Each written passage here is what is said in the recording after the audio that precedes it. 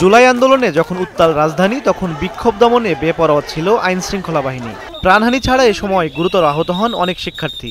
তাদের চিকিৎসা দেওয়া হয় ঢাকার নানা হাসপাতাল, ক্লিনিকে। সেসবেরই একটি নিউরোসায়েন্স হাসপাতাল।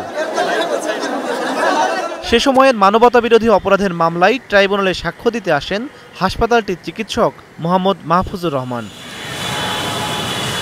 জবানবন্দিতে তিনি জানান, প্রয়োজন থাকলেও গুরুতর আহতের চাপে গুলি ও পিলেটবিদ্ধ ৫৭৫ জনকে চিকিৎসা দিয়ে ছেড়ে দেওয়া হয় নিউরোসায়েন্স হাসপাতালের বহির্বিভাগ থেকেই। ভর্তি নেওয়া ১৬৭ জনের বেশিরভাগেরই মাথায় খুলি ছিল না। তাদের মধ্যে ৪ জনকে আনা হয় মৃত অবস্থায়। চিকিৎসাধীন অবস্থায় মারা যান ২৯ জন। পরে এসব তথ্য সাংবাদিকদের জানান প্রসিকিউশন। কারো বুকে গুলি ছিল, কারো পিঠে গুলি ছিল, কারো গলায় গুলি ছিল, কারো মুখে গুলি ছিল, কারো মাথায় গুলি লেগে খুলি উড়ে গেছে। অপারেশন করেছেন, কারো গুলি বের করতে পেরেছেন, কারো গুলি বের করতে পারেন। সে সময় অন্তত ৩৩টি অস্ত্রোপচার করেছেন বলেও ট্রাইব্যুনালকে জানান ডাক্তার মাহফুজুর রহমান। ১৯ জুলাই যখন হাসপাতালে চাপ বাড়ছিল, তখন গোয়েন্দা পুলিশের সদস্যরা গুলিবিদ্ধ শিক্ষার্থীদের ভর্তি না নিতে চাপ দেন বলেও ট্রাইব্যুনালকে জানিয়েছেন তিনি।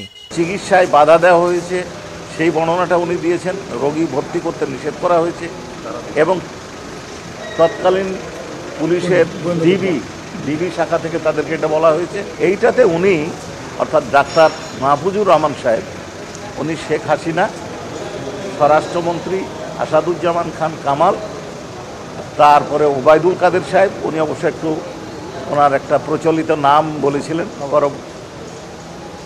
বলেছিলেন, এবং তথ্য প্রতিমন্ত্রী মোহাম্মদ আলী আরাফাত, এই ৪ জনের ফাঁসি দাবি করেছে।